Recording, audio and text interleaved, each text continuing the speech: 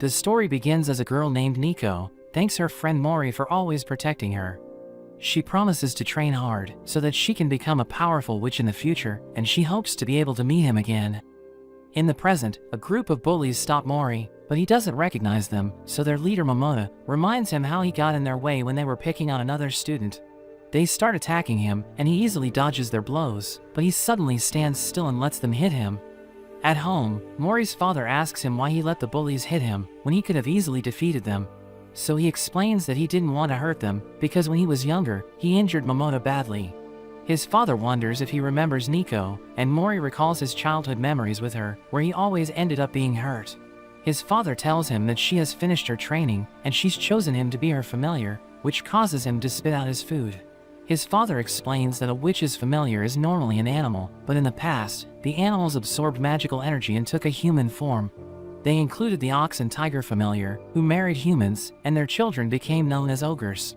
His father notes that they're a clan of ogres, and Mori understands their lineage, but he doesn't find it relevant in the modern age. So his father tells him they must keep the centuries-old agreement to serve as guardians, and notes that he would be serving as her bodyguard.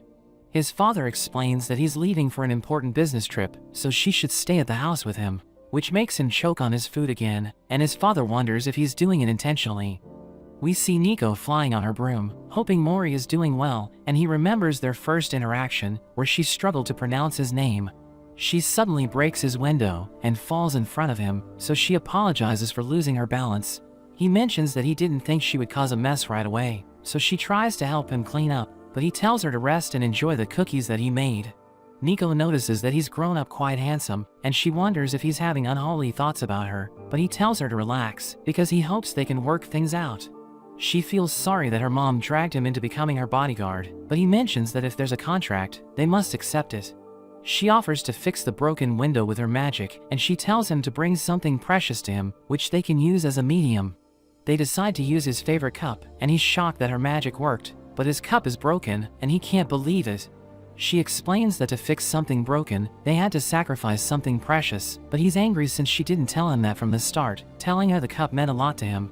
She thinks she hasn't changed at all, because she still causes trouble for him to fix, but he praises her magic, telling her he almost didn't recognize her. She wants to show him a spell that turns things flat, and she uses it on herself, so she turns flat like paper. But the wind suddenly blows her away, so he tries to save her, but he can't catch her, and she falls into a crack. He wonders if she has a spell to change herself back to normal, and she notes that her spell will wear off soon, but if she doesn't get out, she'll permanently become flat. Momota arrives, asking Mori what he's doing in front of his house, and he tells Momota to bring a vacuum cleaner, but he refuses, wondering if Mori wants to fight. So he unleashes his powers, causing Momota to freak out, and he breaks the wall behind him, grabbing Nico before she transforms. Momota is shocked to see her again after such a long time, but he's angry that Mori destroyed the wall, so he tells Nico to fix it. But she uses Momota's hair as a medium to repair the wall, which makes her feel sorry for him, but Mori tells her it's okay. After that, Nico notes that she needs to buy dresses, but she ends up buying a lot, and to help Mori carry all her stuff, she casts the super light spell on the bags. He thinks her magic is useful, but tells her she shouldn't reveal it to everyone, and she notes that a beginner like her has unstable magic, so the best way for her to stabilize it is by helping others. He promises to help her achieve her dream, which makes her daydream about their relationship, but he tells her that a building is on fire. She notices that a woman is stuck there, so she pulls out her flying broom, planning to use her magic to save the woman. But he decides to accompany her, telling her to focus on flying while he rescues the woman, so they both fly towards the burning building. They successfully save her, but the broom can't hold the weight of 3 people, so Nico uses her spell to make Mori lighter, but it also affects his personality. The woman wonders who they are, so he tells her Nico is a witch and he's an ogre, which surprises her. The broom is unable to carry them for long, so for a soft landing, Nico uses the spell on herself as well, and they both become super cheerful. The woman thanks them for saving her, but they realize they forgot their bags, so they rush to get them. But Mori and Nico have trouble carrying their bags to their house because they seem too heavy. She reads the spell book, realizing that her spell's side effect makes things heavier afterwards, and they suddenly collapse to the ground as their bodies get heavier. At night, Nico thanks Mori for his help, and thinks it's amazing that he can control his powers. But he recalls that his dad told him a disaster would befall Nico within a year, and his mission is to protect her as her familiar. The next day, Nico asks Mori how he feels after their first day living together, but he doesn't have much of an opinion, and tells her to get dressed. He explains that even though they're childhood friends, they're still of the opposite gender, but Nico is happy that he sees her as a girl, and she begins to daydream again. After that, they go to school together, and Nico notices that they're in the same class, which makes her happy, while Mori thinks about how he must protect her. After the entrance ceremony, Nico notices that everyone has grown up, and a few students have even started dating each other.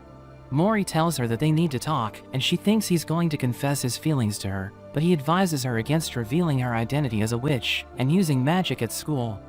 They return to their class, where their teacher Yuri introduces herself, and she's about to tell them that she loves reading manga.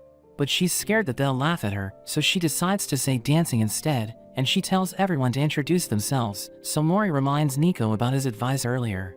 Yuri starts with the boys, and Nico notices Mori taking notes so that he can protect her better, but he accidentally breaks his eraser.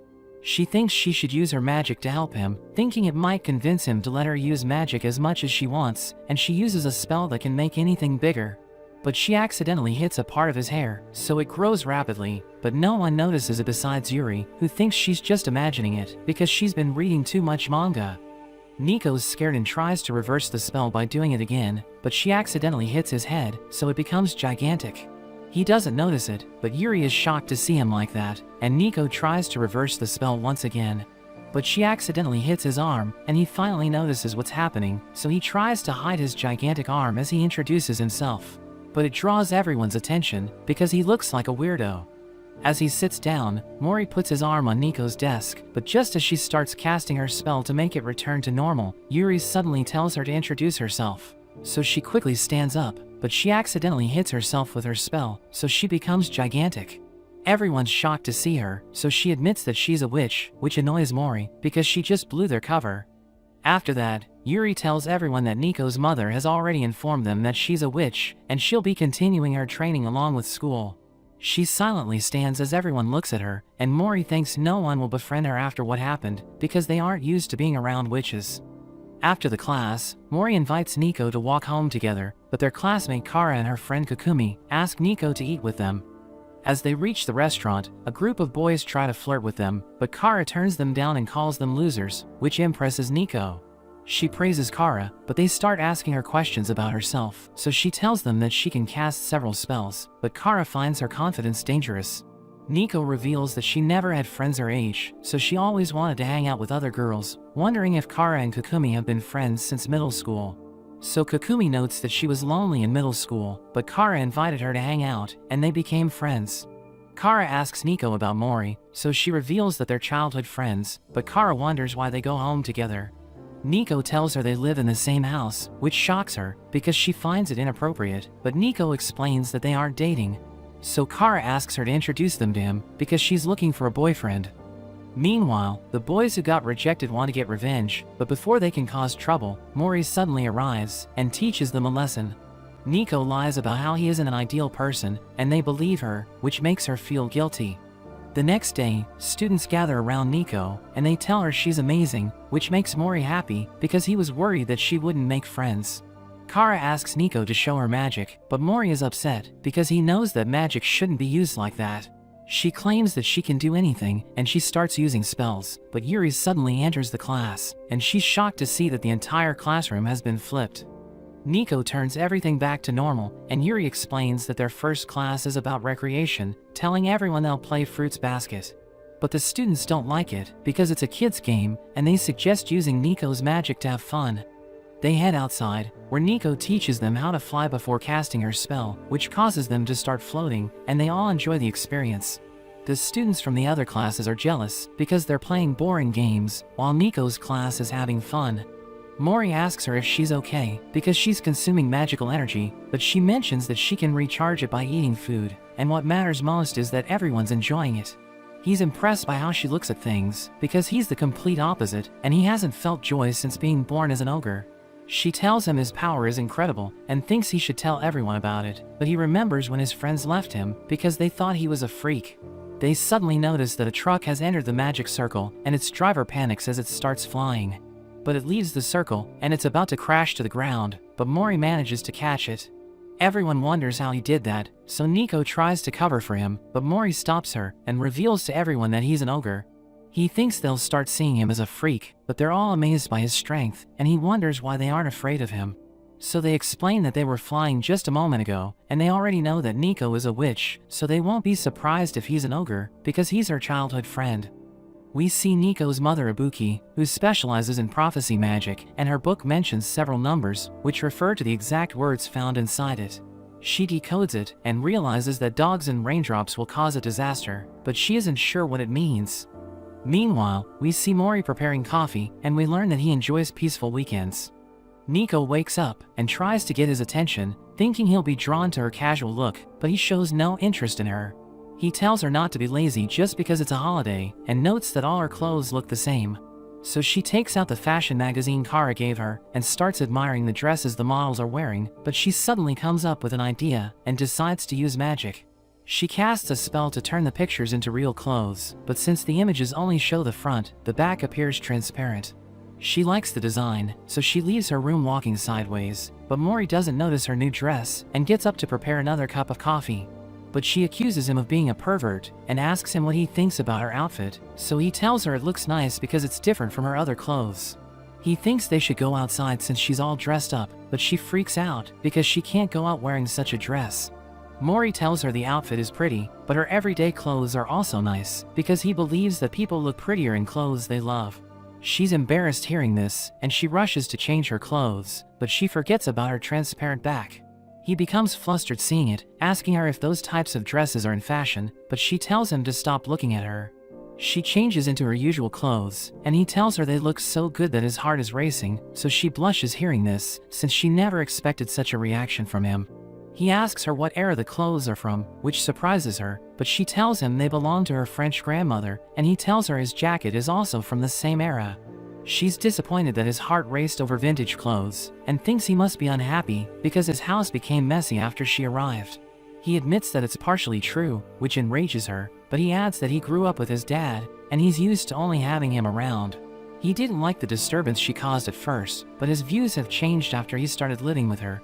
He tells her to wear the clothes she finds comfortable, because all outfits are suitable when worn right, and explains that he just got excited because their taste in clothes is similar. He mentions that the weather is perfect, so he invites her to go out and have lunch together, which she happily accepts. In the evening, they receive packages, and Nico tells Mori they're from Ibuki, thinking they just contain her favorite manga series. But he notices that she also sent him a letter, so he immediately opens it to see what it's about, and Ibuki thanks him for taking care of her daughter.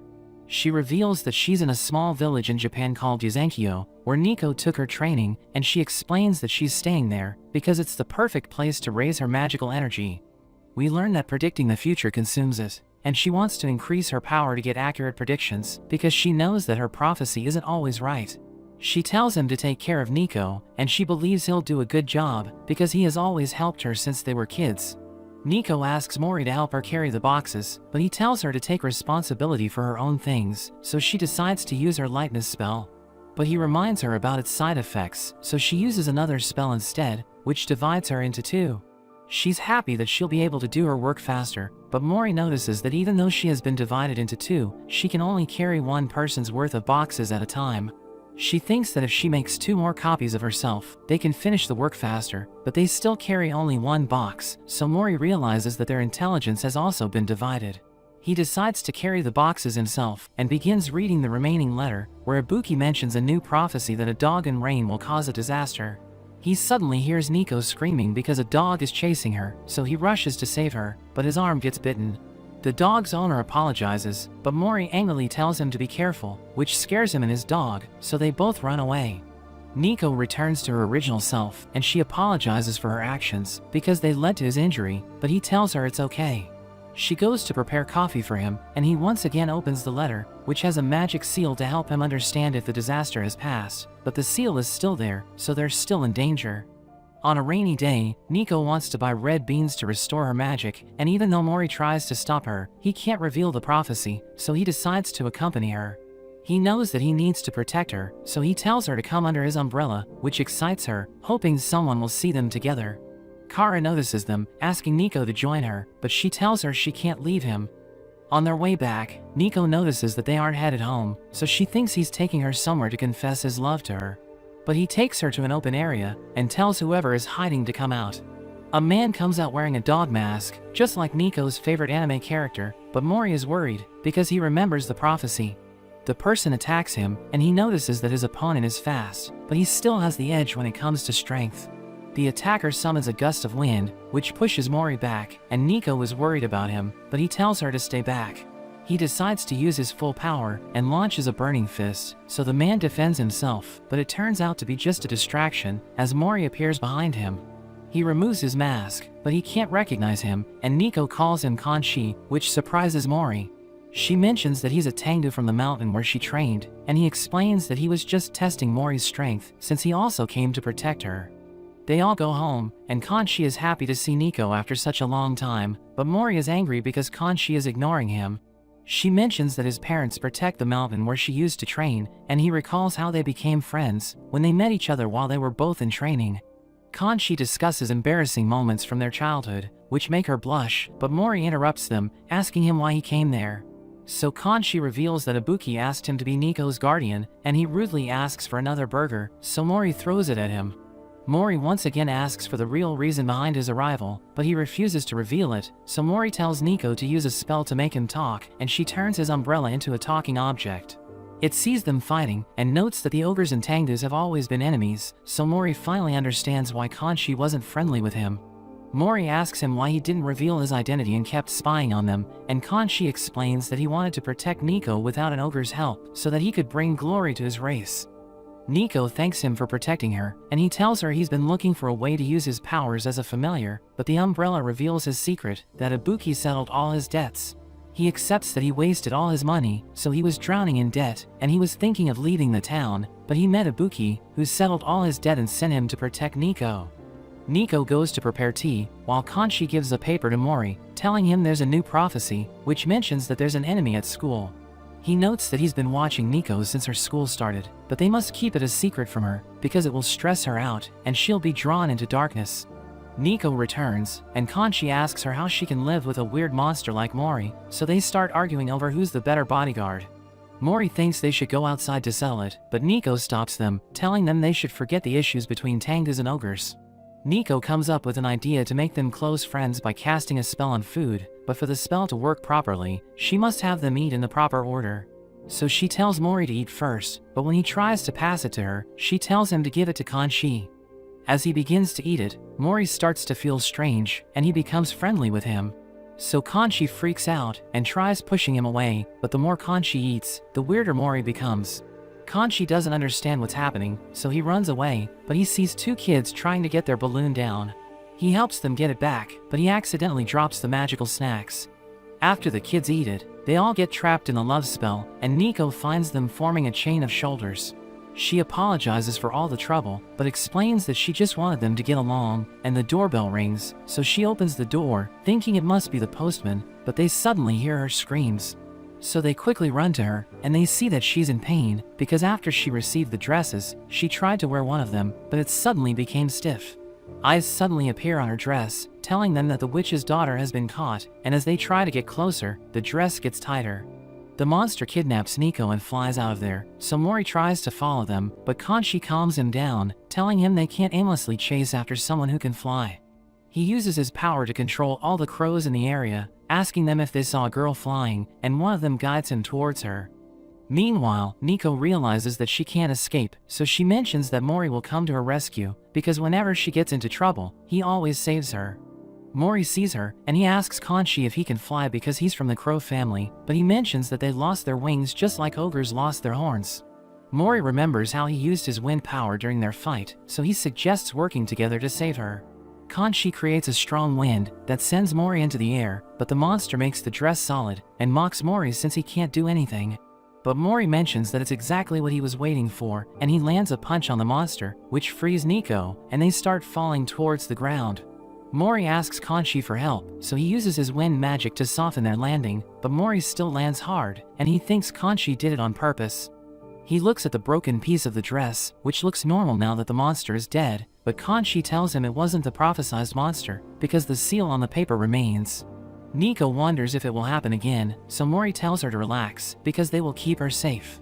Kanshi tells them he'll move in with them, which makes Nico happy, but Mori is surprised, and he wonders where he was living before meeting them. The umbrella tells them that he rented a place, but he already spent all his money on entertainment and gambling. So Mori thinks he's just trying to take advantage of them, because he can't afford to live on his own, but Nico wonders if they can start to get along. They both decide to stop fighting, and she thinks they both need each other, because they're quite lonely. On their way home, they come across several neighbors, who all greet Kanshi, and Mori is surprised by how popular he has become. That evening, Kanshi and Mori play cards, and Nico is happy that they're finally getting along. The next day, Nico praises Kokumi's drawings, but her voice is so loud that Yuri overhears them. They think her drawings have improved a lot, so she mentions that she's been posting them on a social platform, which Yuri finds interesting, because she also follows several artists there. Kokumi notes that she's gathered around 10,000 followers, so Yuri searches for her, and she realizes that Kokumi is currently her favorite fan artist. But she knows she can't reveal her secret, because otakus like to keep their personal life a secret. While Yuri is lost in thought, the girls notice her, and they wonder if she needs anything, so she explains that she just came to grab a few things. But she accidentally sees Kokumi's drawing, so she hides her reaction, and tells them to go home. She goes to the staff room, and thinks Kokumi's drawing has improved a lot, so she feels proud to be her teacher. But Kokumi suddenly arrives, and she mentions that she needs her help with a task, so Yuri checks it, and tries to stay calm while she praises the drawing. Kokumi admits that she's an otaku, and she wonders if Yuri also likes manga, but she denies liking anything like that. Kokumi reminds her of her earlier reference to a manga, so she claims that she read a bit, but the manga volumes on her desk expose her. Kokumi mentions that she came to return Yuri's limited edition manga keychain, which she dropped while leaving the class, and she asks her why she's trying to hide her true self.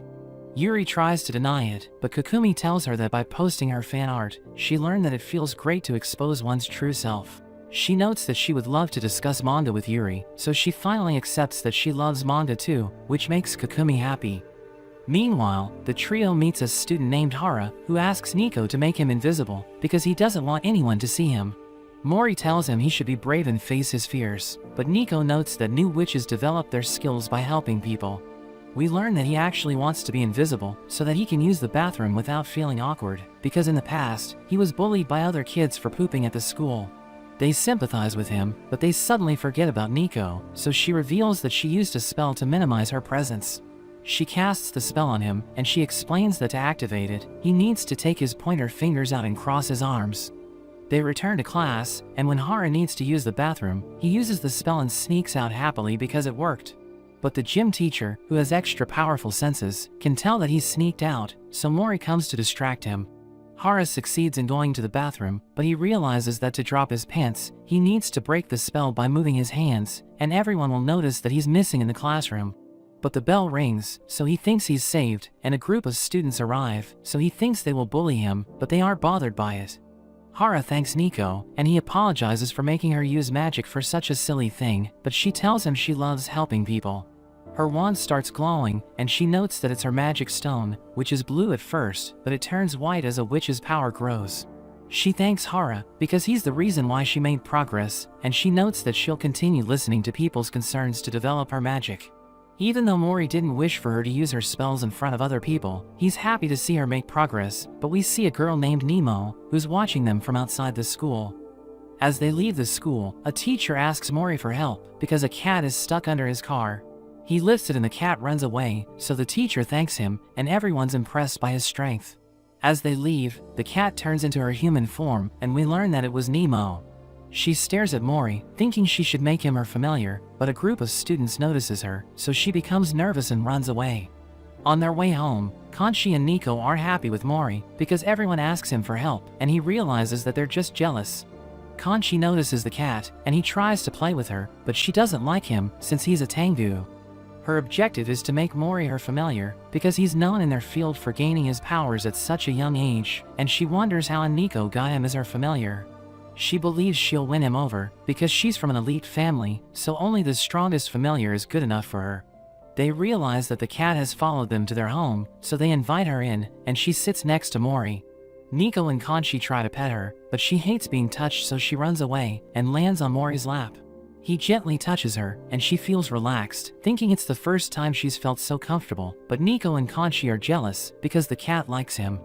Nemo remembers that Ogre's ancestors were tigers, so she tries escaping, but she's unable to leave such a comfortable place. She realizes that if she falls asleep, it will break her disguise spell, and she'll return to her human form. But she can't help it, so she transforms into a human, but they don't notice her, because they're too focused on Conchi completing the game. Nemo sneaks out of there, but Mori thinks they'll see her again soon, and we see that she's tired from running away, but she promises to make him her familiar the next time she meets him. A girl asks Nico to help her, because she wants to confess her feelings to her crush, so Nico tells her she can just give her a charm, and there's no guarantee that it will work.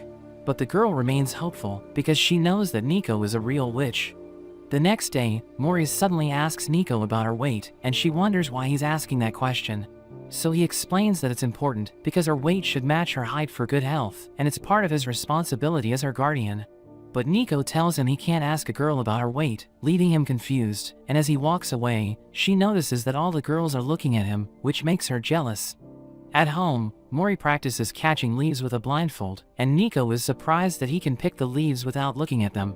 He tells her he's visualizing them, and explains that he's training his sensory abilities, but she wishes he could also sense her feelings. At night, Conchi asks Nico if she's dating Mori, which shocks her, but he mentions that her feelings are quite clear. She tells him that Mori is a strange person, because despite spending so much time together, he's still stuck with the same routine.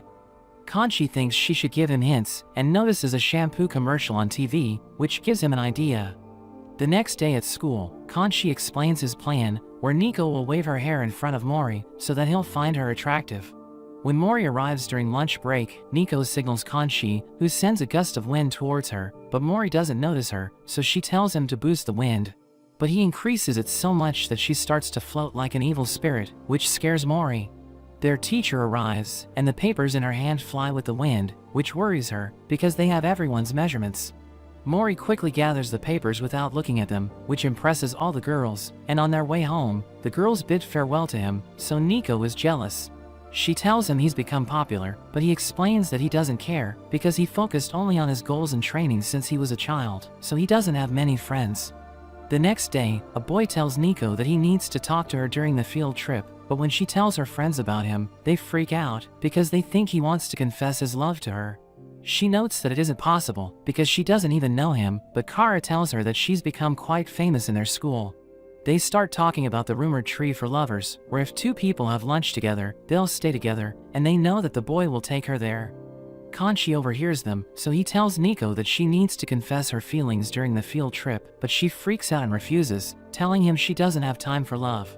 He's angry at her, and tells her to take action instead of running away, so she notes that she lost hope after their failed wind plan, because she couldn't see any love in Mori's cold eyes.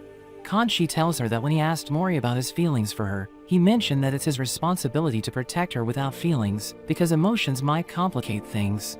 So Conchi thinks his sense of responsibility prevents him from seeing her romantically, and she needs to force him into lowering his guard. During the field trip, Nico tells Mori about the boy who invited her, but he shows no reaction, so she wonders if he doesn't have a problem with someone else confessing their love to her. He tells her he would be happy for her, and she walks away, but we see that he appears to be upset. At lunch, Nico heads towards the tree to meet the boy, but when she arrives, she finds all the boys waiting to get her love charm. They think it's more effective if they receive it under the tree, so she tells them it's not true, but everyone starts to chase her, so she uses her magic to shrink in size and flies away. She crashes into someone and lands in his pocket, but it turns out to be Mori, who's talking to a girl. She notices that the girl is confessing her love to him, but he shows no reaction, and tells her they don't even know each other, so he rejects her. After hearing his honest answer, she finds him even more attractive, so she wonders if he likes anyone, but he notes that he doesn't have anyone like that, which breaks Nico's heart. But after thinking for a while, he tells her he has someone precious, whom he must protect, so he has no time for a relationship. Nico realizes he's talking about her, and the girl wonders if there was a moment that made him think he loved that person, so Nico remembers when she started to love him. We go back to their childhood, where Nico cries as her father leaves her, because she couldn't control her magic and destroyed half of their house. Mori asks her what happened, so she starts crying, and tells him she wants her parents to stay together. But Mori hugs her, and tells her she's strong, which melts her heart. Back in the present, Mori smiles and leaves, telling the girl he has thought about one such moment, but Nico realizes that her spell will wear off soon. So she tries to escape and flies away, but Kanchi uses his wind power to push her back, and she turns back to normal as she starts falling, so Mori catches her. She asks him if she's heavy, but he tells her not to worry since he's strong, and Kanchi watches them from a tree, but an old man orders him to get down. The man tells him the sacred fig tree isn't the real love tree, and reveals that he and his wife were the ones who spread the rumor about it. But he notes that the real love tree is small and boring, and he points towards it, while Kanchi finds Nico's friends, and he invites them to have lunch with him under the tree. Nico and Kanchi record a video, but they make noise, which draws Mori's attention, and he's angry at them for disturbing his sleep. He learns that they're recording a video for their YouTube channel, because they want to make money, but Mori tells them it isn't that easy to become a successful YouTuber. Mori checks their channel, which only has a few subscribers and no views at all, and he realizes that their videos are boring, because they lack the necessary skills to make a good video. He tells them that if they keep posting videos like that, they won't make any money, but he can ask someone to help them if they're serious. At school, Mori introduces them to a boy named Gami, who he met on the field trip because of their similar interests. Gami is nervous, telling them that even if they watch his videos, they won't understand anything because his topics are diverse. But Kanchi grabs his hair and demands that he show them his videos immediately. Gami reveals that his channel only has 83 subscribers, but Nico thinks they should watch his content, and they realize that his videos are visually impressive. But he keeps talking about irrelevant details, so they get bored, and Mori praises his channel because he's doing better than them. He asks Gami to teach them how to improve their content, so he helps them record their video, where they play the game that helped him get 12,000 views on his channel. They use his equipment, and Mori also brings a green screen, but he tells Kanchi to stay out of the shot because they want to focus on Nico in that video. Gami helps Mori edit the video, and after working hard on it, they finally upload it, and it gets thousands of views. Nico is surprised that it got so popular, but Mori notes that it's important to rely on everyone's strengths because they use Gami's direction, Kanchi's voice, and Nico's cuteness. They make more videos, which also perform well, but after a few days, Nico and Kanchi get bored, so they decide to quit, which annoys Mori. We see a girl named Suzuka, who's talking to Nico about the class notes, and Nico thinks she's beautiful. She wishes she could be like her, so that Mori would love her, but when she checks the notebook, she discovers that Suzuka's handwriting is terrible. Suzuka tells them she can't do anything properly, because whatever she tries takes a negative turn, and they try to cheer her up, mentioning that the chicken she made looks delicious. But she explains that it's actually a poorly cooked shrimp, and they can't believe how clumsy she is. Suzuka asks Nico to help her improve her skills, but she explains that she can't help her, because her magic has a time limit.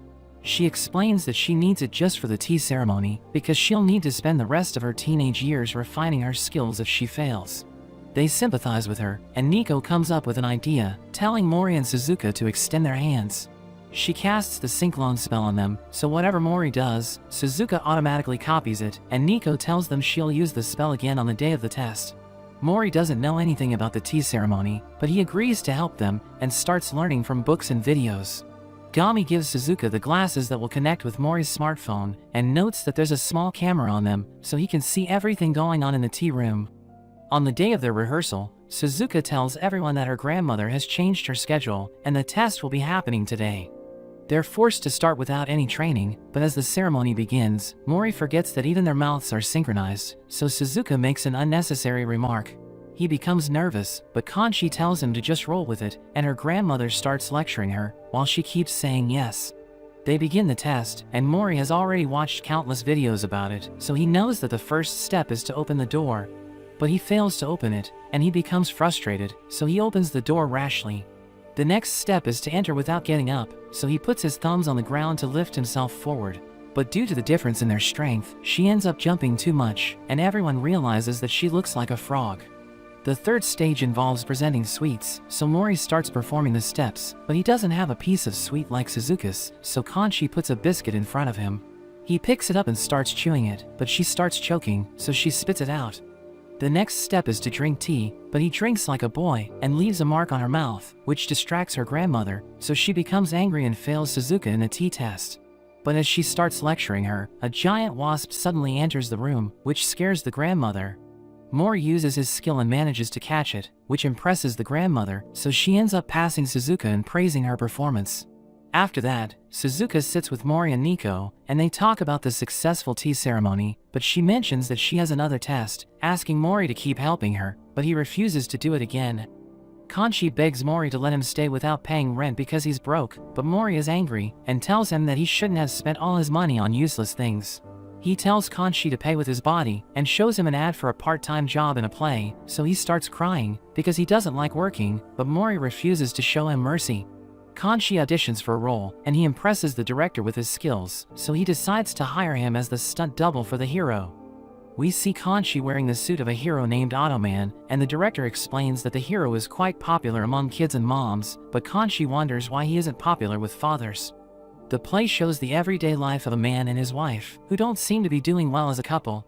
But Kanchi thinks it's boring, and he suggests getting straight to action scenes, but the director yells at him to return to his place.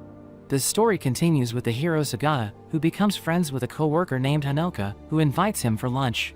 But he refuses her offer, and wonders why she invited him, but she starts praising him, and as he lowers his guard, she suddenly transforms into a monster.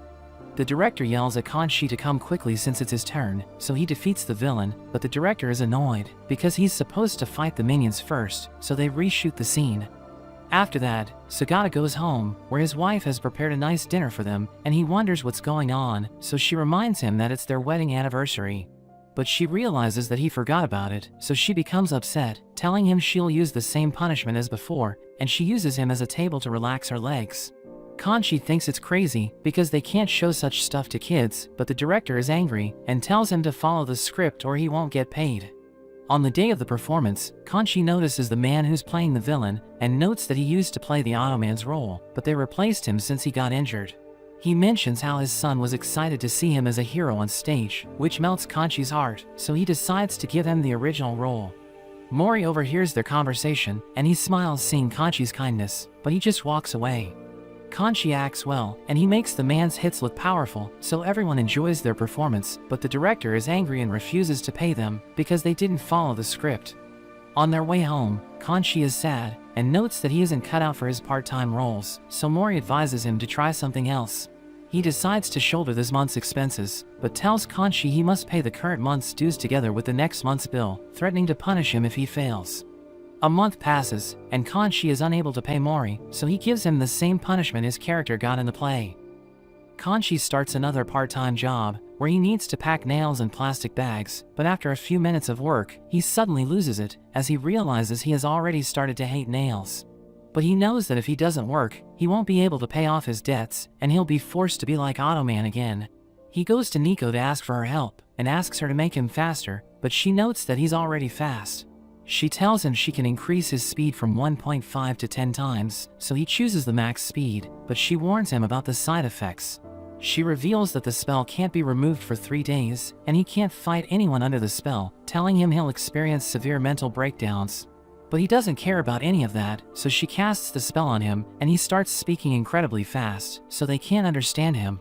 He gets a paper to write that he can't understand them either, and they realize that his brain is working at 10 times the normal speed, so they move at a super slow speed in his world.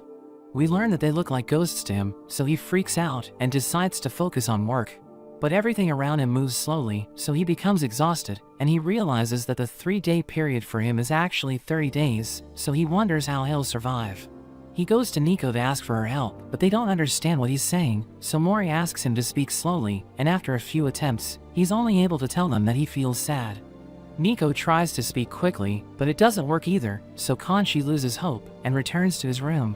He soon comes out and starts eating, and they realize he'll be eating quite often in the next 3 days, but he's depressed since he feels all alone. He has already completed his part-time job, so he has nothing else to do, and he washes his underwear, but they take forever to dry. So he runs out of clean underwear, and he asks Mori to buy new ones for him. He hands him his belongings, but Kanchi grabs his hand and cries for what Mori feels like a few seconds. Gami arrives after hearing about Kanchi's condition, and he suggests using a tape recorder to record his voice so that they can play it in slow motion. But Kanchi surprises them by speaking to them directly, and he explains that he's been practicing how to do that for the past few days. They're all happy to hear his voice, and they share a meal together, where he eats faster than the others, but he still enjoys his time with them. The next day, Kanchi returns to normal, which makes them happy, but he can't understand Nico and Mori because they're speaking too fast for him. Kara comes to Mori's house, and she asks Nico to help her recover an important document she accidentally shredded. She notes that they will need a medium, and Kara reveals that she brought her favorite dress, but Nico explains that several papers are mixed together, so they'll need 100 mediums. Mori wonders how such an important paper was accidentally shredded, so Kara explains that it belonged to her mother, who died a year ago, and her father was the one who shredded it. We go back to when she walks in on her father reading a letter that her late mother had sent before her death, and she wants to read it, but he stops her and shreds it. Mori thinks there must be something important written in the letter that her father didn't wish for her to know, but Nico is excited to find out what it is and promises to do her best. Kara reminds her that they need 100 mediums, but she starts separating the letter pieces and explains that she can recognize the document due to its unique color. Mori joins her, and she mentions that she would be happy to help Kara because she's always there for them, so she becomes emotional and hugs Nico. While separating the papers, Kara reveals that she already knows what's written in the paper, but she wants to read it herself. She mentions that her dad isn't her biological father and reveals that she learned it when she was in 7th grade because she heard her relatives talking about it. But she thinks it doesn't matter since her dad took care of her and she sees him as her real father.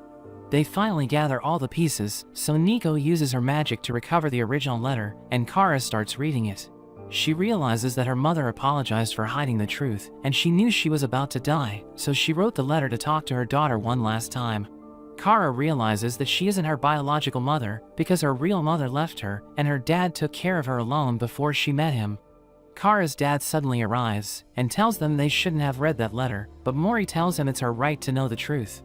Kara's dad mentions that he received the letter by mail after her mother passed away, and he didn't want her to know about her second mother because it could cause problems. She tells him that he should have told her because her feelings towards her mother will never change, and he becomes emotional as he apologizes to her. Nico tells her to continue reading the letter, and she learns that her mother wanted to tell her the truth face to face, but fate had other plans. She remembers when she first met Kara when she was just 3 years old, and from that day on, they've lived together as a happy family. She starts crying as she realizes that her mother loved her, and her father hugs her to cheer her up. We see Mori and Nico walking by the river, and Nico notes that she feels like crying because she's still thinking about Kara. Her bag suddenly lights up, and she realizes it's her wand, which has been upgraded once again, so she decides to start helping people more often. They put a poster at school for anyone who needs her help, and a boy from Kanchi and Gami's class named Horai starts talking to them, but they're shocked by his textbook-like accent. He notes that his father is an English teacher, so he has plenty of English textbooks at home, and reading them turned him into a weirdo. They think he needs help with his accent, but he notes that his problem is related to his heart, and explains that there's a girl he likes. But he's too nervous to ask her out, even though he already bought cinema tickets, and he asks Nico to help him with her magic, but she thinks he should just convey his true feelings. They all encourage him to go for it, so he waits for the girl, who crosses the park daily, and he takes out a pen, asking her if it belongs to her. She surprisingly accepts it, and they have a nice conversation, but he introduces her to the others as his new girlfriend, and they can't believe he's already dating her. He mentions that they both had romantic feelings for each other, but instead of having a movie date, they have decided to play tennis, so he gives them the tickets. Mori asks Nico if she would like to go with him, which makes her happy, thinking it's a date. After that, Nico and the others discuss how they have trouble understanding Mori's expressions, but as the boys leave Nico's room, they're caught by Mori, who wonders what they were doing there. So they make an excuse that they were playing poker, and they didn't invite him since he has such a difficult face to read. He lies that he would have declined anyway, but deep down, he wishes that they would at least invite him. The next day, Nico asks Mori if she can use a spell on him to make him more expressive, and she thinks he won't approve of it. But he surprisingly tells her that he doesn't mind, because he thinks it might improve his relationships. She uses the spell, and it doesn't seem to work, but she notices a small Mori on his head, who appears to be confused, so she realizes that her magic worked. In the evening, she wears a kimono, and hopes Mori will like it, but she's unable to understand his emotions, so she looks at the smaller Mori, who appears to love it. They watch the movie, but Nico focuses on Mori's expressions the entire time, because he looks scared watching the horror scenes, and feels emotional during the romantic scenes. As they're leaving the theater, he praises the movie, and asks her if she liked it, so she notes that it was fun how the main character was quite expressive. A child running by them accidentally slips, and drops all of his popcorn, but Mori catches them with his quick reflexes, which makes the child happy. Nico notes that even though he doesn't show his emotions, he always helps other people, and she knows that it also brings joy to his life. They enjoy themselves at the festival, and Mori asks Nico about his expression, so she mentions that he's happy. He apologizes for not expressing himself much, but she assures him that she should be the one apologizing, thinking he's upset at her for always causing trouble. But he tells her that it isn't the case, and explains that he was always trained to be emotionless, to put his enemies at a disadvantage, so he's forgotten how to properly express his emotions. She removes the spell, and tells him that she just wanted to be with him, so that she can understand his feelings, because everyone knows he's a kind person with a pure heart. So she wants to be just like him, and he's happy hearing this, telling her he didn't have any friends before her. But since her arrival, he's become more expressive, and every day is fun for him. She becomes emotional hearing this, but she sees that Conchi has sent her a selfie with Gami at the festival, so she thinks they should all spend time together. At school, a girl thanks Nico for helping her take pictures of their school from the sky, which makes Nico happy. Her magic stone starts glowing once again, but as she's standing with Mori, he notices something coming toward them, so he moves her out of its path. They see it's just a sharp rose, and a girl named Ibra Ibu tells them she's the vice president of the student council. She flirts with Mori and tells Nico that according to their new rules, she can't use magic at school because it may harm the students. She's shocked hearing this, but Mori notes that the rule isn't fair, so they won't follow it, which makes Ibra even more attracted to him. He thinks she's a stereotypical person who resembles an anime character, but she throws another rose at him, which confirms his suspicion. She tells them the other council members are angry about their actions, so he tells them to come out, because he knows they're hiding nearby. The other vice president Yuzuru comes out of hiding, and he's impressed that Mori could detect his presence. But Mori thinks he's stereotypical too, because he keeps his eyes closed while talking to them. Nico notices that he gives the strong guy energy, but Yuzuru warns her that girls with good senses get hurt, so Mori realizes that he only opens his eyes when he's talking about something important. They're soon joined by the other members of the student council, who are all weirdos, so Mori wonders if they can even perform their duties properly. He decides to leave with Nico, but they all try to attack him, so he sends them flying with a single strike, and tells them they're weak. The student council's president Tenru arrives, and Nico notices that his name sounds familiar, so Mori tells her he's Suzuka's elder brother. He thanks them for helping his sister, but Mori wonders why he wants to oppress the magic that helped her, telling him it's discriminatory to punish Nico for something she was born with. He praises Mori for his argument, but he's angry at his way of speaking, asking him why he's still holding his hat. He explains that his hair is attached to his hat, which annoys Mori, because he's trying to be like Jotaro. Mori starts shouting at the council members for being weirdos, which surprises Nico, because he's usually composed. Tenru explains that they can accept Nico's magic if Mori agrees to become a member of this student council, because they don't have a strong and calm person like him. But he shows zero interest, and tells Nico they should leave, so they both fly out of there on her broom. After that, we see Gami and Conchi arriving on the roof to meet Mori and Nico, and Mori explains the situation to them. Conchi thinks it would be great if he joins the council, but he notes that they know nothing about those weirdos, and Gami plays their introductory video. Conchi and Gami are shocked by the first character, because her uniform looks strange, but Mori tells them there are 8 other characters with the same stereotypes. The council members gather for their meeting, and they discuss the issues that they need to solve, but the president handles almost everything. Mori realizes that he's just like the student council president, because he's surrounded by people who cause trouble, and he always cleans up their mess. Tenru notes that ever since he was little, he was trained to become a leader, so he likes people who want to lead. Mori and the others are shocked to see the intro video, and he finally realizes why he can't hate Tenru, but he also doesn't wish to be liked by him. Tenru suddenly arrives, and he once again asks Mori to join the council, telling him he has a challenge for him, and he must join them if he loses. He explains that he'll try to attack Mori at school, and if he manages to touch him even once, Mori must join them. He thinks it's ridiculous, but Tenru doesn't care, and starts attacking Mori, so he runs away. The next day, Nemo heads to Mori's house, but she's nervous to press the bell, because she knows that he doesn't live alone. She suddenly sees him, so she changes into her cat form, and he recognizes her, so he invites her into his house. We see Nico and Conchi watching a comedy show about cats, which makes even Mori laugh, and they notice that the cat has returned. So Nico welcomes her, but she accidentally spills a cup of milk on her, so Mori decides to clean her. Nemo is hesitant at first, but she agrees to take a bath and she feels relaxed, but she knows that she shouldn't fall asleep because it would turn into an awkward situation. But when he dries her hair, she again falls asleep and turns into her human form. But nobody notices her since they're busy watching TV, so she sneaks out of there and enters the nearby forest. She suddenly senses something dangerous and finds a small hut, so she decides to check it out.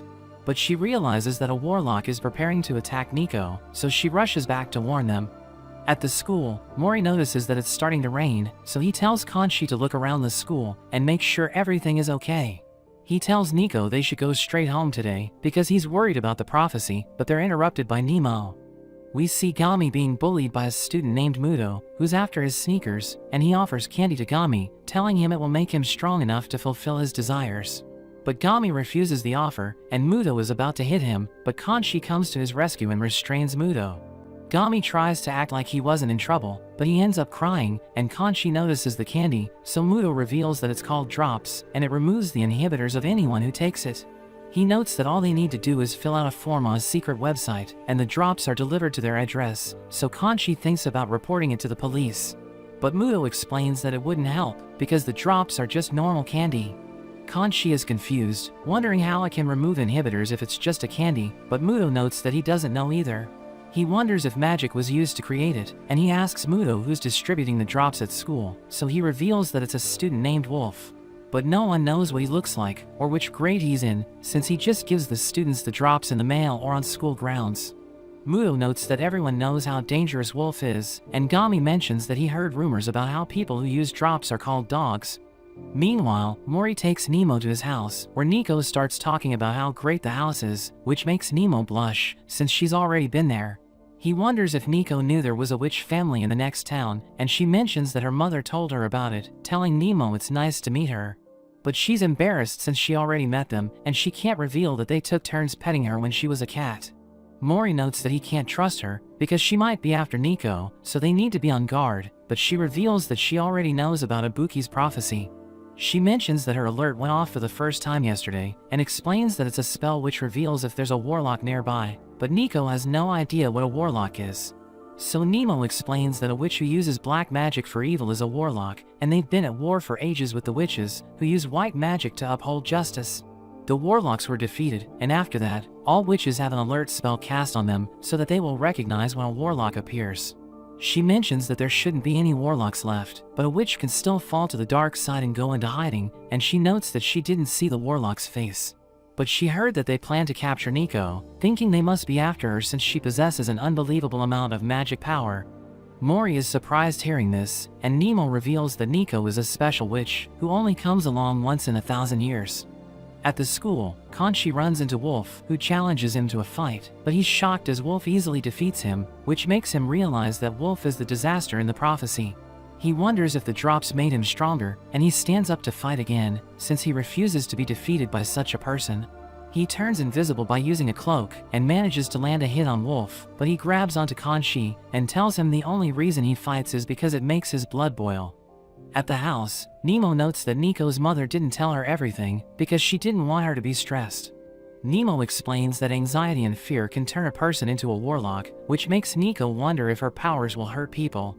Mori mentions how she had a rough childhood, because she told everyone around her that she's a witch, and he feels guilty because he wasn't there for her. But he assures her that he'll protect her, which makes her happy. They suddenly hear a noise, and as they follow it, they see Kanshi lying on their doorstep. So Nico heals him, but she gets tired, so Mori makes a snack for her. Kanshi tells them everything that happened, which makes Mori understand the prophecy, while Nemo thinks an enchanter is behind the candy drops. She notes that Wolf is the first experiment, and his goal is to increase their army using the drops, but once the army gets bigger, the enchanter will take control of them. Mori asks Nemo where she saw the warlock, but she explains that she doesn't remember its exact location, so she decides to look for it. He tells Kanshi to rest tomorrow, while he and Nico will go to school, telling her she'll be safe when she's with him, and Nemo is amazed by how calm he is. But the next day, we see him punching a hole in the wall, while he asks a student about Wolf. After that, as Mori runs after another boy, Nico tries to help him by turning the ground into slime, but it makes him fall to the ground. The student is about to skate away, but Gami arrives and manages to catch him. Mori starts to interrogate him, so the student tells him how he saw Wolf beating up a student for trying to resell the drops, and he knows that Wolf plans to gather all the dogs soon. After the student leaves, Gami offers to help Mori and Nico, but they think it's best if he doesn't get involved, so he reveals that he's been contacting Wolf through text. He tells them how he had to quit skating after an accident, which made his life miserable, but he has fun hanging out with them because he considers them his friends, so they decide to trust him. As Mori heads home with Nico, he gets a message from Nemo, who reveals that she still hasn't found the house. Nico wonders what she can do to help, but he knows that she can't use magic in the fight because all witches in training have a limiter placed on them to make sure they don't harm people. Meanwhile, Nemo realizes that the house isn't a magic space and thinks the opening to it must be somewhere humans can't reach easily, which is why she was able to find it when she was in her cat form. She transforms into a cat and manages to enter the magic space, where she sees Wolf practicing by hitting trees. The enchanter tells him to gather 50 dogs and attack Nico, so Nemo tries to get out to tell everyone, but she ends up getting caught. The enchanter is about to kill her, but Wolf stops her, so she just feeds Nemo a pill, which makes her fall asleep and return to her human form.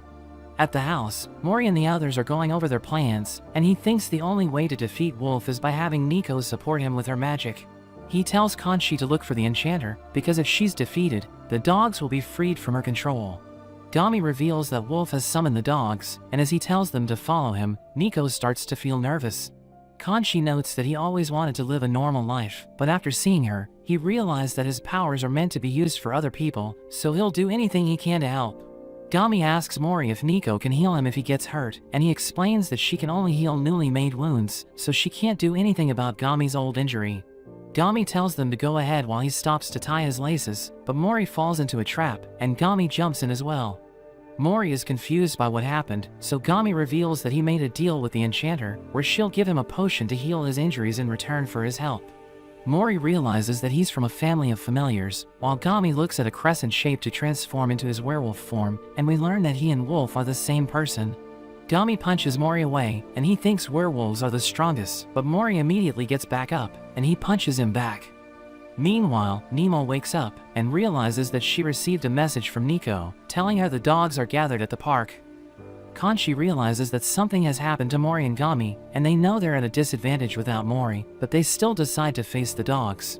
They use Nico's spell to hide their presence, so that they can find the enchanter, and they carefully avoid the dogs as they move past them, but she realizes what they're up to. So she tells everyone there's an imposter among them, and they all start attacking each other. Conchi falls back with Nico, and he thinks about facing them alone, but she flies over them, and manages to find the enchanter. Conchi is still hiding his presence, and he tries to attack her, but she uses her scarf to reveal his position, and the dogs gang up on him. She thinks the fight is over, but it turns out that he had divided his body into two, and he attacks her while she's distracted. She gets knocked out, and they see her climbing out of the body, but they're shocked by how small she is. She talks about how she thought her life would change for the better when she found out she had witch blood, but after she got older, she realized that her life was still miserable. She was approached by a mysterious person who offered to unlock her latent abilities and increase her lifespan, but her body was shrunk in exchange. Conchi and Nico think she's an idiot for accepting such a deal, but she notes that her body was supposed to grow back to its original size after she completed the mission. Nemo joins them, and she wonders where Mori is, so Nico mentions he and Gami suddenly disappeared. But Nemo reveals that Gami and Wolf are the same person, and she tells the enchanter to take them to him. Meanwhile, Wolf and Mori appear to be equally matched, and Mori asks about the mental connection between Wolf and Gami. So he explains that he retains all of Gami's memories, but Gami won't remember what he's doing, and he mentions that Gami formed the contract while he completed the pact. He adds that if he wants to talk to Gami, he would just leave notes on his phone, and Mori wonders what Gami was thinking when he tricked his friends. But Wolf refuses to answer and attacks him, knocking him down, and he's about to land the finishing blow, but the ground suddenly turns to slime because of Nico's magic. So he loses his footing, and Mori uses the chance to smash him to the ground, but Nico is tired since she used all of her magic. She tries to convince Wolf to stop, but the enchanter orders him to eliminate Mori, so Conchi starts spinning her around. But Wolf reveals his pact sign, and tells them that if they kill her, he'll die as well. Wolf rushes towards Mori, and Conchi thinks Wolf has the upper hand in the fight, while Mori thinks about how his attacks have no pattern, which makes them difficult to predict. He knocks Mori to the ground, and tells him to admit defeat, but he refuses to give up, and attacks with a flurry of punches. Conchi realizes that he's making Wolf dodge in a specific direction, and Wolf notices that Mori is trying to push him towards the slime, so he jumps the other way, but Mori predicts it and lands a hit. Wolf starts to bleed, and as his vision is disturbed, Mori rains down punches from above to defeat him. Nico rushes towards Mori without thinking, and she tries to stop herself, but she hugs him and starts to cry. After that, they ask the enchanter to end the pact with Wolf, but she knows that they'll eliminate her if she does that. Nico assures her that they won't hurt her, and she offers to talk to her mother so that they can find a place for her to stay. She asks the enchanter who's the mastermind behind the plan, but as she's about to reveal their name, her body suddenly returns to its normal size and turns to dust. Gami also returns to his normal self, and he reveals that the pact sign is gone because the enchanter's magic was stolen. They see that he's severely injured, so Nico offers to heal him, and he thinks he doesn't deserve her help, but she wants to hear his story. After that, they go to a bathhouse, and Gami wonders why they aren't angry at him, but Mori notes that even though he's mad, he knows that Gami did everything to heal his injury. Meanwhile, Nemo tells Nico that the enchanter was lying about having an all-healing medicine because it's made from the umbilical cord of a witch after she's born. But it's impossible for the enchanter since she wasn't born a witch, and Nico is thinking about giving her medicine to Gami. So Nemo warns her that the prophecy is still active, but she trusts that Mori and the others will protect her. Gami takes them to his house, where they realize that he was after the medicine for his mother, who lost her ability to walk after the accident. He reveals that he was already thinking about quitting skating before the accident because he didn't want his werewolf powers to give him an unfair advantage. But the accident injured his mother, and he notes that he'll do anything to heal her because they got into an accident while she was driving him to a competition. Nico gives him the medicine, so he pours it on his mother's legs, and she immediately stands up, which makes everyone cry. After a while, Gami notes that his mother has gone overseas to work on a project, and he doesn't want to live alone. So he asks Nico and the others if he can move in with them, and they all agree to it, because they think he can help them protect her. The next day, as Gami wakes up, he's embarrassed after seeing everyone else, and he knows that he'll see them every day, but he wonders how he's supposed to talk to them. They all ask him how he's doing, but he gives them different answers about what he was doing last night, and they realize he's trying to act cool.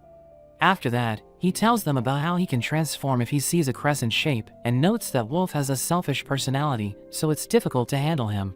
He notes that somehow all the women are attracted to Wolf, which makes him angry, because only Wolf gets to have a good time with the girls, while he's stuck with the cleanup. Mori mentions that they should get rid of all the crescent shapes in the house, but after they complete the task, they realize that Gami has transformed into Wolf, because he looked at a croissant. We see Wolf walking through town, and the women are attracted to him, but Conchi manages to find him. He tells Wolf he doesn't care that he lost to him, but he can't forgive him for being popular with the ladies, and they're about to fight. But Nico suddenly arrives, and tells Wolf to transform back to Gami, but he refuses to do it, so she reminds him that he's her familiar.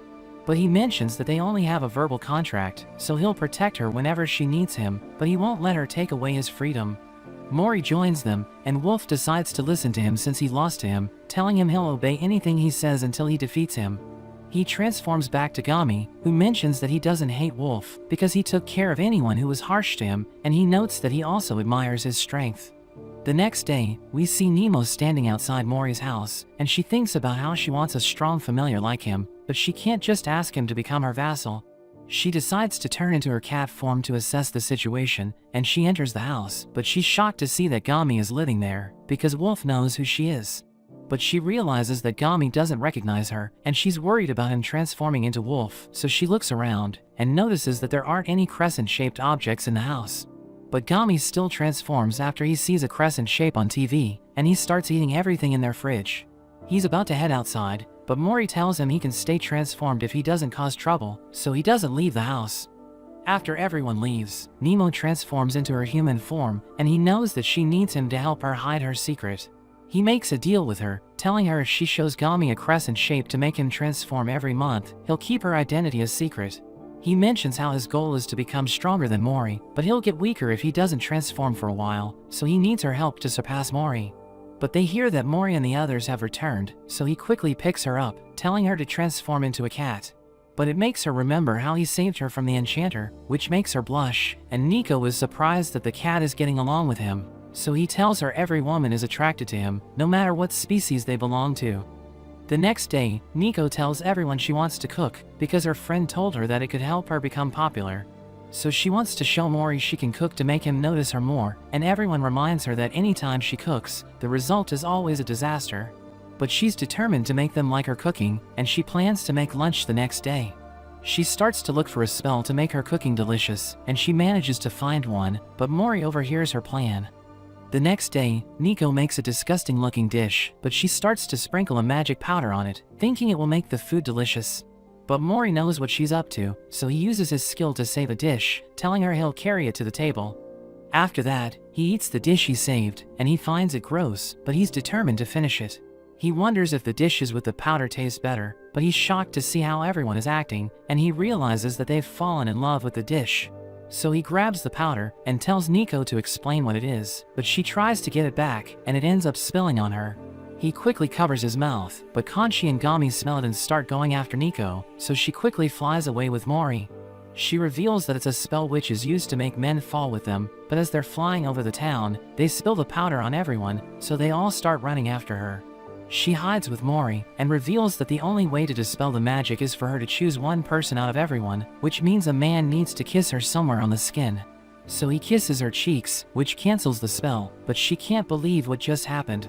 Conchi and Gami arrive, and Nico tells them Mori just kissed her, but he explains that it was necessary to remove the spell, so it isn't a big deal. He notes that they should head back home, and she's shocked by how calm he is, because her heart is still racing. But at night, we see him having a hard time sleeping, because he can't stop thinking about what happened, so he reminds himself to stay focused. But that's where this video ends. Remember to like and subscribe to the channel. Thanks for watching, and I'll see you next time.